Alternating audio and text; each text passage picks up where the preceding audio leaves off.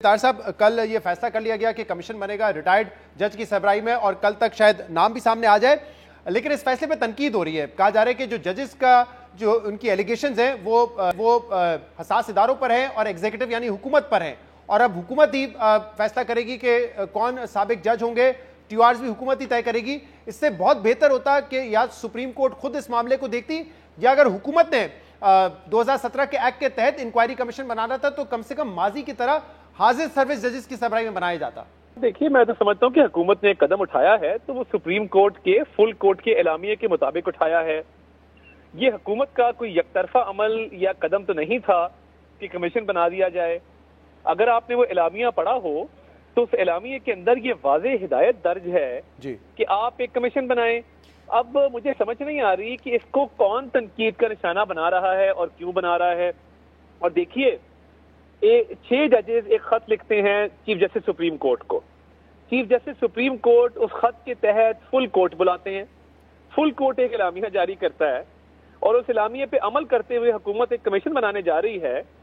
तो तनकीद करने वालों को तो तनकीद नहीं करनी चाहिए। मेरे हिसाब से तनकीद करने वालों ने शायद वो एलामिया नहीं पढ़ा या उनको समझ नहीं आई कि इसके पीछे मकसद क्या था एग्जीक्यूटिव आर्म है गवर्नमेंट का। देखिए, हम अगर नेक नाम और अच्छी रेप्यूटेशन वाले जिनके पे कोई कंट्रोवर्सी नहीं है वो सुप्रीम कोर्ट के रिटायर्ड चीफ जस्टिस का नाम देते हैं या जजेस का नाम देते हैं, तो फिर उस पर कौन एतराज करेगा और क्यों करेगा। मामला तो ये है कि उस खत के हवाले से मुकम्मल छानबीन हो और एक तो आप ये बताइए कि हुकूमत ये कैसे इंश्योर करेगी कि वो जो अच्छी शोहरत वाले शख्स होंगे उनके ऊपर किसी किस्म का इदारती दबाव नहीं आएगा, उनके ऊपर प्रेशराइज नहीं किया जाएगा, क्योंकि यहाँ तो ऐसा लग रहा है कि एग्जीक्यूटिव जो है वो 6 जजेस को तहफ्फुज देने में नाकाम हो गई और इसीलिए उनको ये खत लिखना पड़ा। मैं समझता हूँ, देखिए, मैं सिंस एक अच्छे तरीके से और खुश असलूबी से ये मामला चल रहे हैं, मैं बिल्कुल इस्लामाबाद हाईकोर्ट के 6 जजेस के हवाले से कोई कमेंट नहीं करूंगा, ना मेरा कमेंट करना बनता है। बट इसमें और भी बड़े महरकात शामिल हैं।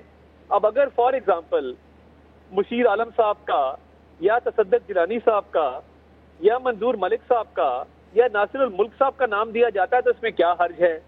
ये 4 वो लोग हैं जो बहुत ही अच्छी शोहरत के हामिल हैं, जिन पे कोई उंगली नहीं उठा सकता, और बतौर जज उनका करियर बेदाग है और उन्होंने हमेशा फैसले भी अच्छे दिए हैं, बगैर दबाव के दिए हैं। 4 नामों से भी इन नामों में से ही एक नाम होगा।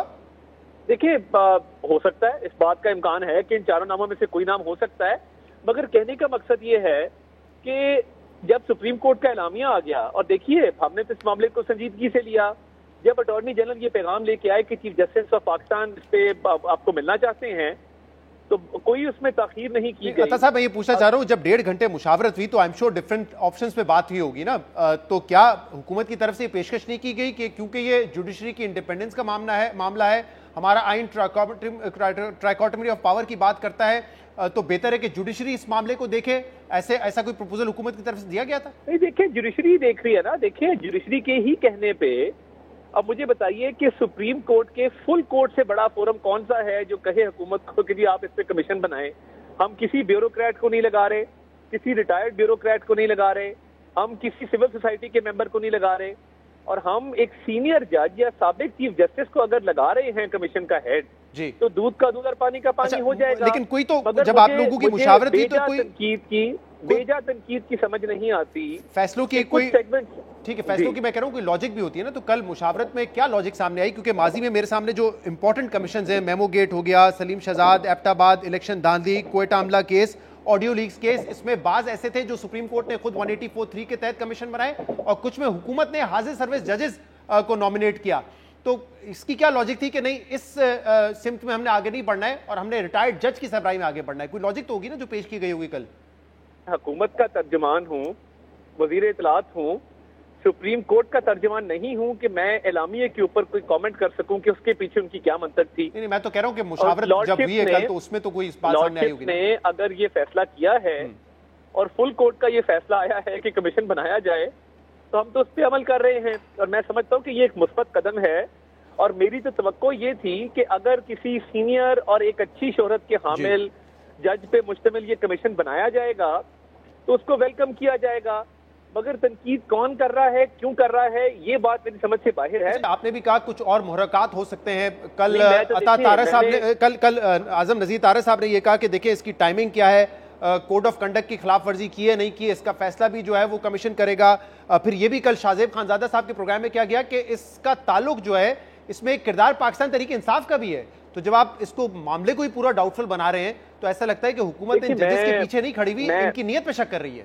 میں بطور حکومتی نمائندے کے ایسپرشنز کاسٹ بالکل نہیں کروں گا، مگر بہت ساری چیزیں میرے بھی نالج میں ہیں، اور مجھے یہ بتائیے کہ اگر یہ الزامات پرسسٹ کر رہے تھے تو پھر بندیال صاحب کے زمانے میں یہ کیوں کام نہیں کیا گیا، اور بندیال صاحب کے پاس یہ معاملہ کیوں نہیں لے کے گئے؟ یہ وہ تو گئے، آپ نے خط نہیں پڑھا 6 ججز کا، انہوں نے کہا لے کے گئے بندیال صاحب کے پاس۔ بندیال صاحب نے کہا کہ بندیال صاحب کے پاس، بلکہ اس وقت قاضی فائز عیسیٰ صاحب سینئر پیونیر جج تھے، ان کے پاس بھی لے کے گئے تھے وہ۔ نہیں دیکھیں، جس طرح اب انہوں نے اس معاملے کو سپریم جوڈیشل کاؤنسل میں ٹیک اپ کیا ہے، کیا اس طرح ٹیک اپ ہوا تھا یا اس وقت پبلسٹی کے لیے ہوا تھا؟ میں تو صرف یہ چاہتا ہوں کہ اس ایشو پہ نہ اپوزیشن کامنٹ کرے نہ ہم کریں۔ یہ فل کورٹ کا ایک اعلامیہ آیا ہے، ہم اس پر عمل پیرا ہیں، انصاف کو انشور کیا جائے گا اور انڈیپینڈنس آف جوڈیشری کو انشور کیا جائے گا جو میٹنگ میں طے ہوا، اور اگر کوئی مداخلت ہوئی تو وہ سامنے آ جائے گی۔ کہنے کا مقصد میں یہ کہہ رہا ہوں عطا طارق صاحب کہ اس وقت تو اگر ججز نے جو خط لکھا ہے اس میں واقعی بڑی خوفناک ڈیٹیلز ہیں، اس وقت تو حکومت کو ان کی پشت پہ کھڑا ہونا چاہیے تھا، جیسے شوکت عزیز صدیقی کے حوالے سے آپ کے قائد نواز شریف صاحب ہر جلسے میں بات کرتے ہیں کہ دیکھیں انہوں نے کیا الزام لگائے، یعنی کہ وہ انڈورس کر رہے ہوتے ہیں، اس کے پیچھے کھڑے ہوتے ہیں، سچ مان رہے ہوتے ہیں اس کو یہاں پہ، لیکن آپ کہہ رہے ہیں کہ ہم دیکھیں گے کہ سچ ہے کہ نہیں ہے۔ اتنے سینئر ججز نے جب یہ الزام لگائے تو مجھے تو سمجھ نہیں آ رہی کہ آپ کیا چاہتے ہیں کہ ہم کمیشن نہ بنائیں، ہم جلسہ کریں؟